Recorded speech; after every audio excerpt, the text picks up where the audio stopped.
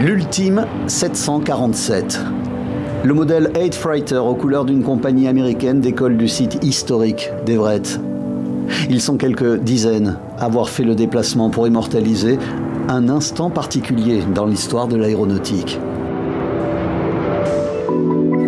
Quelques heures avant, le 1574e quadriréacteur était au cœur d'une cérémonie rassemblant les gens de Boeing, ouvriers et cadres d'hier et d'aujourd'hui.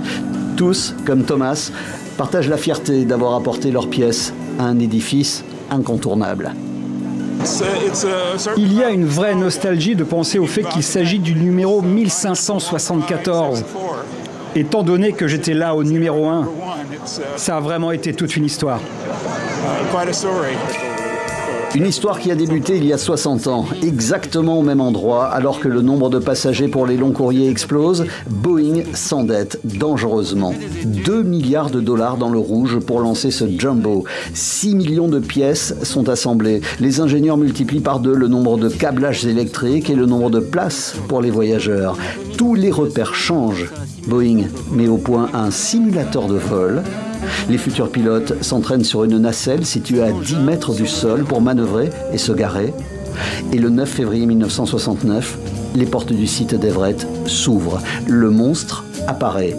26 hôtesses de l'air représentent les 26 compagnies qui avaient commandé 158 appareils. Le PDG de Boeing, Malcolm Stamper, est à la manœuvre.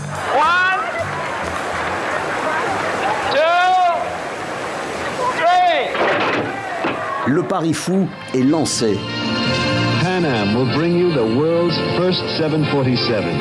C'est Pan Am, la première compagnie à avoir passé commande, qui reçoit les premiers modèles. Elle sera très vite rejointe par la concurrence. Sa taille, son rayon d'action, sa bosse derrière le cockpit, les prix des billets plus abordables.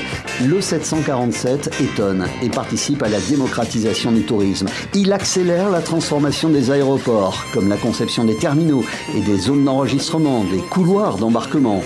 Le 747 a traversé les mers, les crises internationales, les crises pétrolières. Il a transporté les plus hautes personnalités religieuses ou politiques et a même été affublé du nom de Air Force One pour accueillir le président américain. L'histoire a ses revers, 52 crashs dont 25 mortels comme celui de Tenerife en 1977, 583 morts, la pire catastrophe aérienne de l'histoire. Une histoire qui se poursuivra sans ce géant, terrassé par ses successeurs, moins cher, beaucoup plus économe en carburant et à l'entretien.